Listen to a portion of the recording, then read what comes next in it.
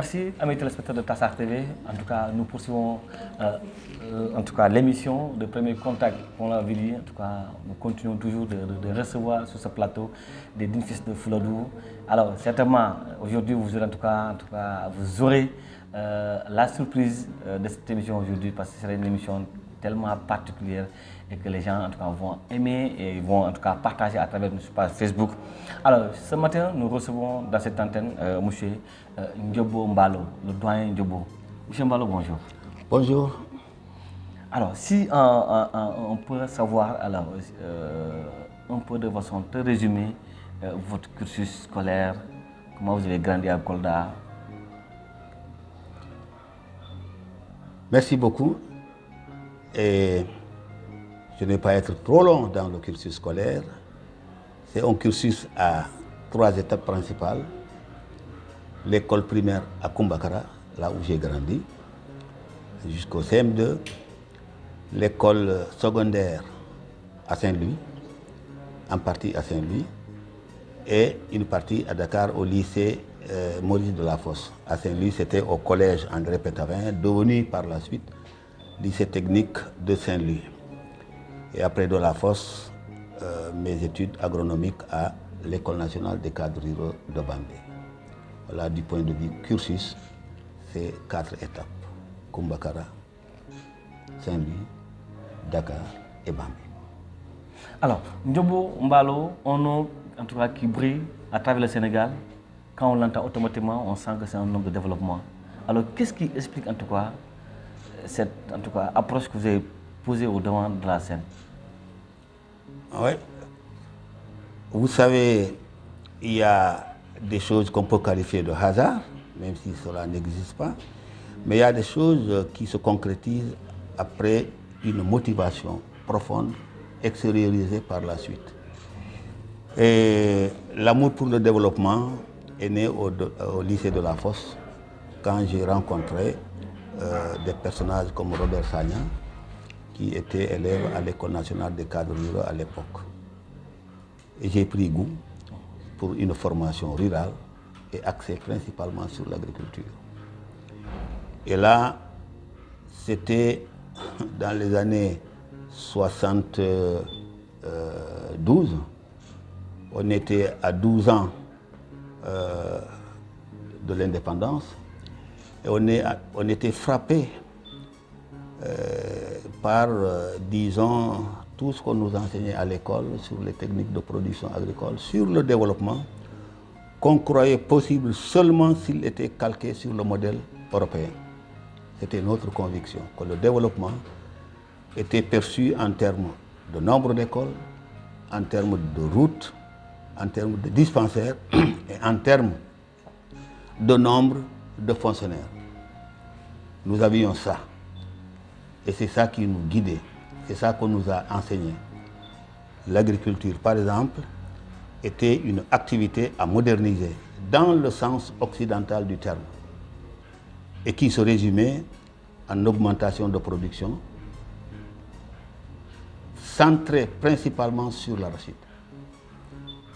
Et on y croyait fermement jusqu'à 1975, quand il y a eu la grande sécheresse, et le mythe du développement à l'occidental est tombé.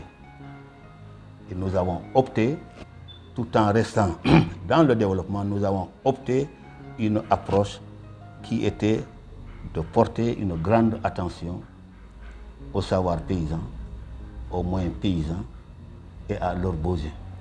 Pas les besoins exprimés d'ailleurs, mais les besoins exprimés par les populations basés sur leurs moyens et leur savoir. Donc le déclic pour un développement dans lequel nous sommes actuellement est né de ce constat que tout ce qu'on nous apprenait à l'école, je ne dis pas n'était pas bien, mais tout ce que nous apprenions à l'école était calqué sur le modèle occidental, notamment sur le modèle français. Alors, vous avez fait beaucoup de pays en Afrique et vous avez renoncé et vous êtes retourné au Fuladu. Qu'est-ce qui explique en tout cas cette modestie? Voilà, donc toujours dans le développement, j'ai fait 9 ans dans le gouvernement sénégalais au ministère de l'Agriculture.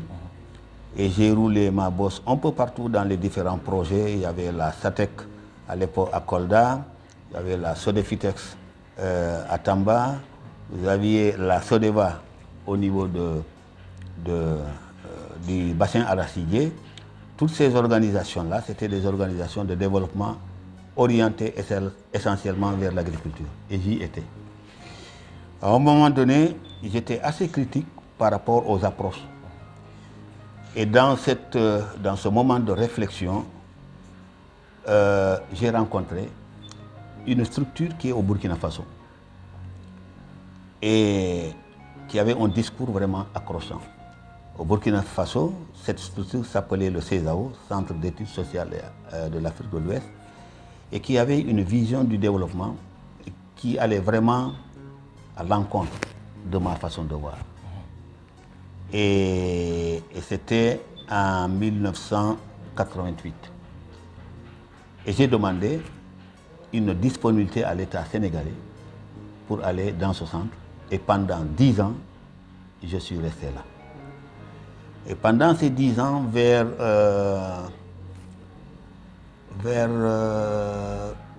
1996, toujours un peu critique sur les bords, j'ai constaté que le CESAO, bien qu'étant une structure axée sur un développement à la base, respectueux des savoirs paysans, des savoirs endogènes, avait quand même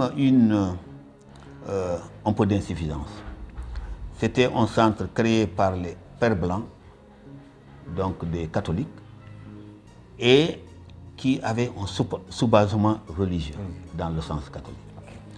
Et j'étais un peu, pas réticent, mais quand même je ne voyais pas un développement qui avait un soubassement religieux, alors que la religion n'était pas seulement catholique, notamment au Burkina, 45% étaient des animistes.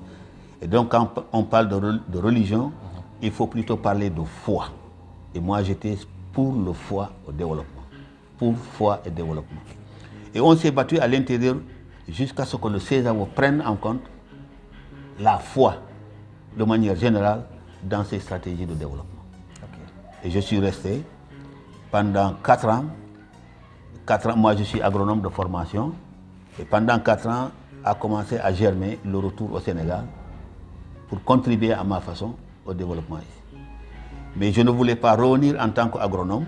J'ai demandé une disponibilité au CESAO pour aller en France, étudier un peu la sociologie, pour aborder les problèmes, pas de manière agronomique, mais également de manière sociologique. Parce que la famine n'est pas l'absence de nourriture.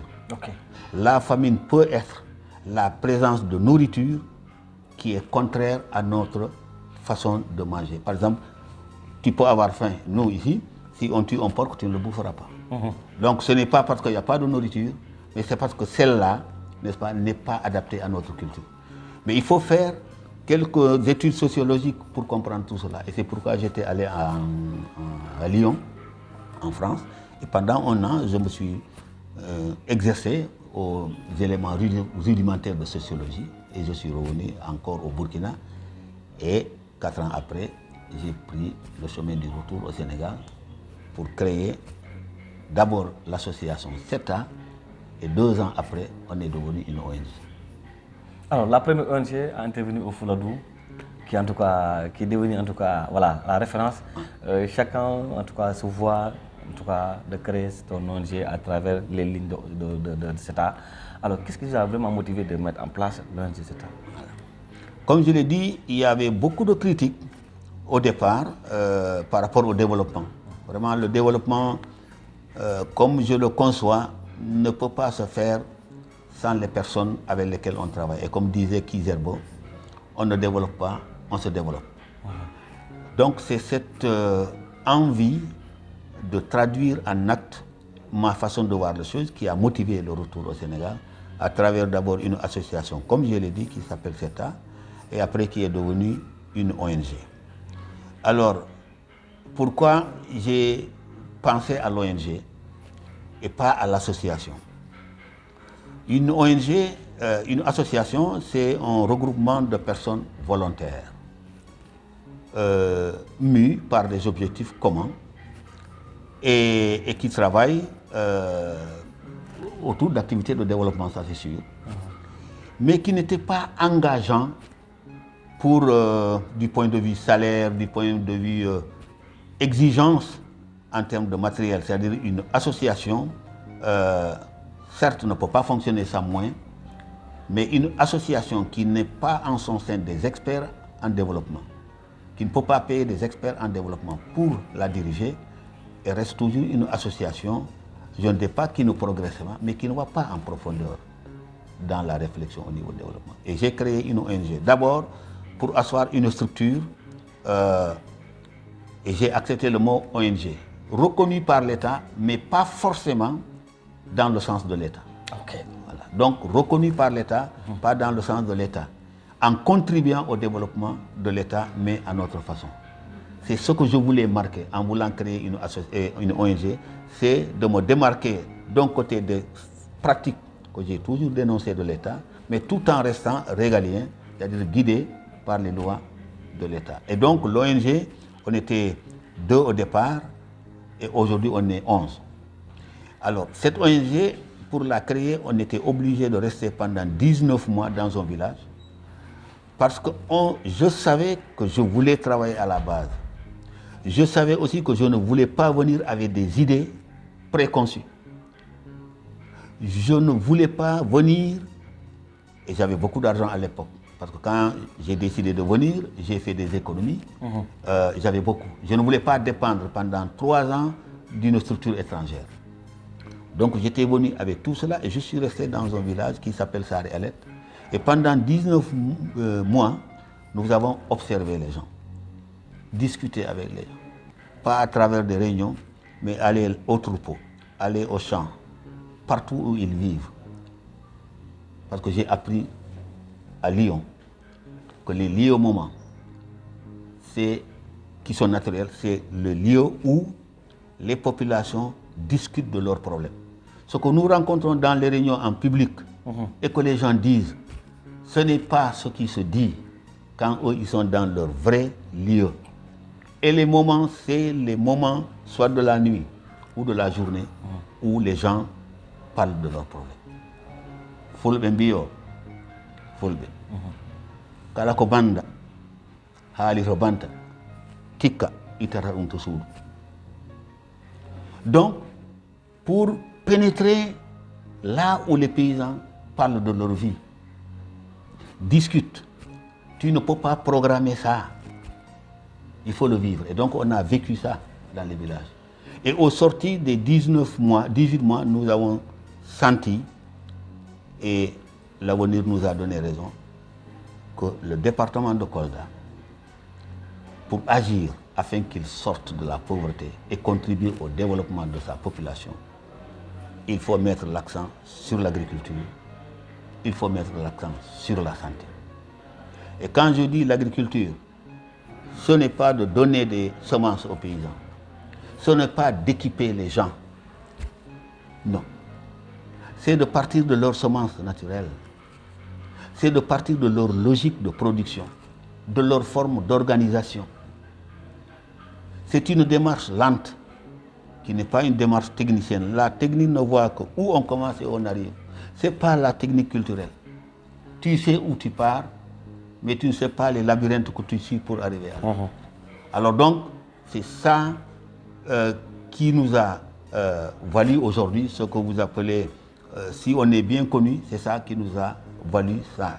Aujourd'hui, et nous nous sommes battus avec beaucoup d'ONG. Alors, en ce temps, créer une ONG avec tous les coups bas, alors tout ce qui se passe par rapport au régime politique, en tout cas l'État, tout ça, comment ça s'est passé? Oui. Comment vous avez survécu à tous ces trucs-là? Avant de partir au Burkina, j'étais, quand je dis un grand politique, je faisais de la politique au niveau du PDS. Okay. On a remué ce qui n'était pas remué. Et c'est ça qui nous a valu l'obtention facile d'aller au Burkina. Quand nous sommes revenus, certains politiciens qu'on avait laissés nous percevaient toujours comme le politicien qui est parti. 3 fois de suite. En ce moment, c'était Madien Haridien qui était ministre de l'Intérieur. 3 fois de suite, on nous a appelés au ministère de l'Intérieur parce qu'il y avait des lettres anonymes nous taxant de rebelles. Ah oui, avec Dr Boire. La dernière visite au ministère de l'Intérieur, c'était pour répondre à une question, qu'est-ce que tu as fait au Fouladou? Parce que c'est la 3e fois qu'on t'appelle ici. Je dis, moi, je ne sais pas. Je suis politicien, j'étais. Mais maintenant, j'ai une autre façon de faire la politique. C'est la politique qui consiste à renforcer la conscience des gens sur leur situation et à les accompagner, surtout c'était avec les problèmes de terre, et les accompagner pour que les femmes, principalement, et les jeunes, puissent accéder à la terre. C'est cette seule politique, aujourd'hui, à laquelle nous adhérons, mais qui n'est pas aujourd'hui à considérer comme une politique tendant à supporter quelqu'un, tendant à aider quelqu'un à aller au pouvoir. Ça, on l'a fait dans le temps. Je ne dis pas que je ne le continue pas, mais je ne serai pas présent sur les arènes politiques avec mon ONG derrière quelqu'un. Donc, ce qui nous a valu toutes les critiques, tous les coups bas, aussi bien externes qu'internes, parce que même à l'intérieur de cet État, nous avons vécu des moments très critiques. Mais tu sais, il y a une chose qu'on ne peut jamais déchirer, c'est la conviction et la foi. On était 2 au départ. À un moment donné, au mois de novembre passé, non, juin passé, on était 72, répartis à Kédougou, à Matam, à Ziguinchor et à Kolda. 2 au départ, à un moment donné, on était à 72 pour rester à l'équipe naturelle que nous avons, qui est aujourd'hui 24. Et la patience est une semence à résultat agréable. La patience est une semence à résultat agréable. Et cette patience nous a valu aujourd'hui l'exime, entre guillemets, de la plupart des gens qui nous côtoient, des projets extérieurs, des bailleurs de fonds extérieurs qui font appel à nous. Et aujourd'hui, on est, je peux dire, entre guillemets, dans la cour des grands. Parce que nous pouvons aujourd'hui postuler des projets au niveau de la BAD. Et le projet qu'on a terminé au mois de juin, c'est un projet financé par la BAD, la Banque africaine de développement, l'Union européenne. Donc tous ces projets aujourd'hui auxquels nous participons, auxquels nous envoyons nos demandes, c'est des projets qui nous sont plus étrangers du point de vue contenu, du point de vue méthode de réalisation. Mais je peux dire qu'arriver là n'a pas été sans problème. Mais comme je dis, foi et ambition sont les armes efficaces pour vaincre tout cela. Alors, dans vos actions, nous avons vu en tout cas beaucoup d'actions de votre ONG. En tout cas, vous les faisiez au niveau de Kumbakara. Qu'est-ce qui explique en tout cas ce choix dans cette zone de Kumbakara? C'est vrai, hein? La charité bien ordonnée commence par soi. Mais ce n'était pas une question de charité, mais c'est une question de crédibilité. Moi, je ne suis pas contre la plupart des personnes qui viennent de l'extérieur et qui disent nous allons aider Kolda. Je ne suis pas contre. Mais il y a une réunion qui a été tenue à l'hôtel Hobé et j'ai dit à quelqu'un, si tu veux développer Kolda, commence par chez toi. Si tu veux développer Kolda, comme tu le dis, commence par toi, chez toi. Alors moi, j'étais venu avec une expérience de développement. Je dis, c'est là cette expérience.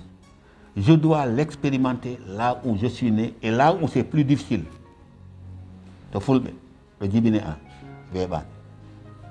que quand on a commencé CETA, c'était au moment où on n'avait qu'une seule trajectoire. C'est la fonction publique. Nous sommes la seule ONG ici. La seule trajectoire, c'est la fonction publique, quel que soit le poste que tu équipes. Le poste de gardien, il était mieux perçu que le poste de quelqu'un qui dit moi, je retourne à la terre pour me compromettre avec les populations. Donc ça, c'est des choses qu'il fallait combattre. Donc j'ai commencé par Kumbakara, parce que Kumbakara, c'est d'abord ma ville, mon village natal, ma zone natale, mais également c'est là où je savais que j'allais rencontrer les plus grands problèmes. Et il fallait les affronter avec des stratégies, avec des méthodes qui étaient exportables. Et si aujourd'hui on a été à Kédougou, Matam, Ziguinchor et en Guinée-Bissau présentement, c'est parce que nous avons été convaincus d'une approche à Kumbakara qui a fait ses preuves, qui n'était pas adaptée à 100% comme telle à Kédougou ailleurs, mais qui était à relativiser en fonction des réalités. Il n'y a que cette ambition. Pas ce que j'aime dire souvent, j'aime Kumbakara, mais je n'aime pas les Kumbakarois. Kumbakara Sarende, mais donc aimant l'amour là, de ce village-là, j'ai voulu tester dans les difficultés les plus diverses, les plus dures. Parce qu'à Yara, à un moment donné, tes parents peuvent te fuir. Je n'ai jamais su que mes parents avaient une considération par rapport à ma place au Burkina. J'étais bien au Burkina. C'est moi qui avais les îles du Cap-Vert, la Guinée-Bissau, le Sénégal et le Mali. Quand je revenais ici, c'était autre chose. Nos parents sont perçus par rapport souvent à ce que nous sommes, que sont son fils.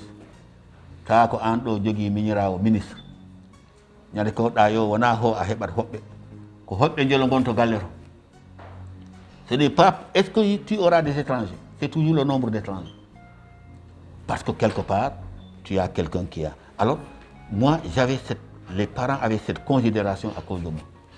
Mais quand je suis revenu à 7 ans, non, comme j'étais le seul à savoir que je ne suis pas fou. J'étais le seul. Mais aujourd'hui, si je prends mon tiroir et je te mets entre les mains les multiples demandes de travail, tu verras qu'il fallait faire cela pour arriver. C'était de la peine de supporter tout ça.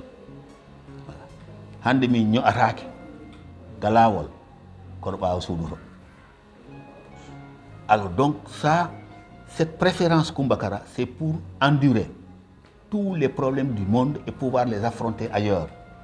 Il vaut mieux affronter d'abord les problèmes que tu vis en ton sein avant d'affronter ceux de l'extérieur. Il n'y a que ça qui a fait que nous avons commencé par Kumbakara et les gens donnent l'impression effectivement que tout est à Kumbakara. Non, tout a commencé par Kumbakara et nous sommes beaucoup plus à Bagadadi, à Kuntubiel en Guinée-Bissau et à Ziguinchor. Mais j'aime Kumbakara. Ça se voit. Ça se voit. Alors, on a vu au moment où vous avez cru en tout cas à l'agriculture, au développement local, d'autres gens n'en croyaient même pas. Aujourd'hui, est-ce que vous n'avez pas raison en tout cas de ramener les gens vers l'agriculture? C'est vraiment heureux de considérer l'intérêt que les gens accordent à l'agriculture. À mon âge, à l'époque où j'étais encore jeune, les parents disaient si Ayahan école là, Arsan Dialongo. Si Ayahan école Aran Dialongo. Même au sein des populations, l'agriculture était considérée comme le parent pauvre de toute fonction. Mais c'est aujourd'hui, quand je dis aujourd'hui, il y a maintenant une dizaine d'années, que le regard pour une autre agriculture commence à s'imposer aux gens. Si Hande, le plus petit paysan, il n'a pas moins de 300 000 francs. Aujourd'hui, les gens demandent des batteuses pour battre leurs arachides. Et à l'heure où je te parle, il y a des gens qui avaient 1 hectare et qui pensent l'année prochaine en avoir plus. Donc le regain d'intérêt pour une agriculture, je ne dis pas commence à naître, mais elle grandit de plus en plus dans la tête, d'abord des paysans, et ensuite de tous ceux qui se disent fonctionnaires. Je ne citerai pas de nom, mais aujourd'hui j'ai 5 amis, dont est conseiller départemental, l'autre est professeur, l'autre est directeur du lycée scientifique de Col. Donc tous aujourd'hui sont en train de récolter, ils ont déjà terminé leur parcelle, et ils sont en train de mettre des stratégies d'une agriculture durable qui va être considérée comme en tout cas leur chaises, 6 rangs. Donc l'agriculture aujourd'hui est devenue un intérêt important pour les populations. Mais il est devenu un enjeu. Aujourd'hui, on a affaire aux Chinois. Hier, on avait affaire, et jusqu'à présent, aux Indiens en ce qui concerne l'anacarde. Donc partout, des forces externes, n'est-ce pas, viennent, pas pour cultiver, mais pour prendre ce que nous avons cultivé. Bien sûr, avec des formes de stratégie un peu différentes, mais c'est pour montrer combien aujourd'hui l'agriculture a pris place dans le cœur des gens. Et malheureusement, l'agriculture repose sur la terre. Et la terre est devenue un enjeu. C'est l'accaparement des terres un peu partout. Et l'inconscience des populations qu'il y a une démarche à faire pour l'obtention de parcelles de culture. C'est à ces problèmes auxquels on est confronté aujourd'hui. Mais ce n'est plus l'intérêt de l'agriculture par rapport aux personnes. Et quand je dis l'agriculture, c'est dans le sens large du terme. Si tu prends le terme secteur primaire, tu y mets l'élevage, il y a des gens qui se sont lancés dans l'élevage. Tu y mets l'arboriculture, il y a des gens qui se sont lancés dans l'arboriculture. Tu y mets par exemple les périmètres maraîchers des femmes, les gens sont dans la culture maraîchère. C'est tout cela l'agriculture, dans le sens large du terme, dans le secteur primaire. Alors aujourd'hui, CETA intervient dans combien de secteurs? Alors, en termes de secteur d'activité, 75% de nos activités, c'est dans le secteur agricole. 75%. C'est pas parce que je suis ingénieur agronome. Non. C'est parce que, comme je l'ai dit, 18 mois à Sarre et Alette nous ont permis de comprendre que l'axe agricole doit être poursuivi et pour longtemps encore. Donc on a le secteur agricole qui couvre 75% de nos activités. Et maintenant, dans ce secteur agricole, nous avons épousé le discours de Macky Sall en janvier 2020, je crois, sur la transition écologique de l'agriculture, la transition écologique, qui est une autre branche de renforcement de l'agriculture dans laquelle nous sommes. Donc après l'agriculture, eh bien, on ne peut pas détacher les autres activités de l'agriculture, parce que toute activité que nous conduisons, elle est en connexion avec l'agriculture. Donc nous sommes dans les maraîchages, c'est connecté à l'agriculture. Nous sommes dans l'élevage des caprins, des chèvres, c'est l'agriculture. Nous sommes dans la production de fourrage à Kumbakara, c'est l'agriculture. Nous sommes dans le bassin piscicole. Donc on est en train d'élever des poissons, parce que ce que nous voulons faire, ce n'est pas élever des poissons pour les élever, c'est utiliser l'eau des poissons pour arroser des planches de maraîchage et utiliser les résidus de ces plantes de maraîchage pour les mettre dans le fumier et retourner le fumier à la fertilisation des parcelles. Donc c'est dans un cycle que nous appelons l'économie circulaire agricole. Donc si je prends tout cela, je peux dire que le secteur principal dans lequel nous sommes, c'est le secteur agricole. Le reste, c'est des branchements qui sont attachés à l'agriculture. Même l'alphabétisation en langue pulaar est adossée en tout cas à la transcription. On a traduit beaucoup de livres en choses. Lawol Demal, c'est comment cultiver. Nous avons en tout cas tout ce qui est comme, je ne sais pas si vous avez entendu, nous avons réhabilité la mare de Djobiko à Koudora. Là aussi, les populations ont mis les conventions, les règles d'accès à la mare, d'utilisation à la mare. Ils ont mis ça en pulaar. Donc ça, je peux dire, 75% de l'agriculture directe, et y compris les 3 phases, amont, pendant et après. À l'amont, nous construisons des barrages et des digues. Pendant la production, nous essayons de promouvoir l'agroécologie.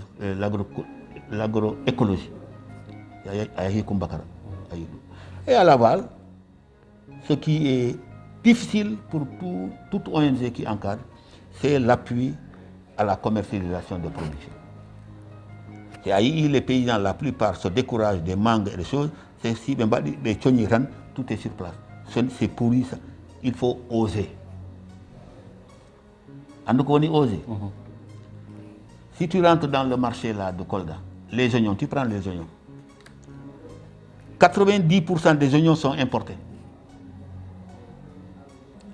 Si tu produis beaucoup d'oignons dans le village, les ennemis, c'est ceux qui importent. Les ennemis de l'oignon local, c'est eux qui sont tes ennemis, c'est eux qui vont barrer la route parce que eux, c'est leur façon de vivre. Ils vendent des oignons qu'ils ne produisent pas. Et c'est une chaîne entre le comptoir dans le marché et le lieu d'approvisionnement. C'est toute une longue chaîne de personnes qui s'y gravitent et qui profitent. Ce qui fait que si tu n'as pas des options politiques d'imposer la production locale au niveau des marchés, eh bien tu poses des problèmes au niveau des producteurs. Et c'est ça notre bataille. Comment faire en sorte que les productions locales, les oignons, les tomates, puissent s'imposer dans le marché de Kolda. Tant que c'est en petite quantité, il n'y a pas de problème. Je vois des femmes qui viennent récolter, prendre ici les folies des femmes, là, ils vont vendre, il n'y a pas de problème. Mais quand ça devient important, tu as l'État sur le dos. Voilà, on ne va pas terminer l'émission parce que en tout cas, c'est tellement bon en tout cas, d'entendre le doyen développer. Le temps qui nous est en tout cas, le temps est complètement fini. Alors doyen, pour une dernière question, alors quelles sont en tout cas votre vue par rapport au développement, mais aussi quelles seraient les questions que vous donnez en tout cas aux jeunes qui sont dans ce secteur? À l'heure actuelle, je peux dire il y a certes des inquiétudes, mais pas par rapport à l'engouement des jeunes, à l'engouement des populations de s'investir dans le développement. Ce n'est pas ça l'inquiétude. L'inquiétude, c'est que nous qui parlons de développement, nous vivons du développement. Et ceux qui nous font vivre, c'est encore l'extérieur. 95% de ce que nous mangeons provient de l'extérieur. Le jour où les gens ferment le robinet, c'est fini. L'inquiétude, c'est justement que notre développement, ce que nous considérons comme notre développement, en fait ne l'est pas. Il ne l'est pas. Il est encore dans les mains de ceux qui nous donnent les moyens. Alors l'autre espoir, c'est depuis 10 ans, on remarque des jeunes qui retournent à la terre. J'en connais des jeunes à Saré Omar. Il y a un Kandé qui a un poulailler très important. Donc on voit des jeunes revenir à la terre, la considérant comme une source de revenus capable de lui apporter la même chose qu'une fonction publique lui aurait apporté. C'est ça l'espoir. L'espoir aussi, si on s'arrête au discours, l'espoir c'est que le discours de nos dirigeants, à tous les niveaux qu'ils soient, c'est le discours d'invite au retour à la terre. Est-ce que ces discours seront entendus ou pas? Mais en tout cas, c'est encourageant, contrairement au temps de Senghor. C'est l'arachide, c'est l'arachide, c'est l'arachide, jusqu'à ce que le bassin arachidier est devenu un désert. Je ne condamne pas Senghor, les politiques, mais chaque chose a son contexte. Nous avons eu un contexte de monoculture. Et maintenant, nous sommes dans un contexte de pluriculture où, comme je l'ai dit, l'espoir, c'est d'entendre tous ces gens, politiciens, hommes de tous bords, en tout cas, chanter les louanges d'une agriculture source d'emploi et à laquelle on invite les jeunes d'y aller. Mais comme je dis, la crainte, c'est ça. C'est ceux qui tiennent les moyens financiers et matériels de développement agricole sont encore loin de nous. Et c'est ça qui est... Merci. On vous remercie. En tout cas, l'accueil chaleureux. Monsieur Mbalo, c'est fini pour aujourd'hui, pour l'émission. Voilà. Voilà donc c'était l'émission Premier Contact qui recevait M. Ndiobo Mbalo, en tout cas un fin prêt, un homme de développement, en tout cas qui nous façonne. Nous sommes dans les médias, mais en tout cas dans ces actions, il nous façonne. Et nous allons continuer l'émission, nous allons continuer l'aventure de l'émission Premier Contact, comme on l'avait dit. On va recevoir tout ce qui est en tout cas acte de développement, tout ce qui est fils de Kolda. Nous allons continuer en tout cas pour l'émission Premier Contact. Merci à vous, c'est très respecté de ta santé.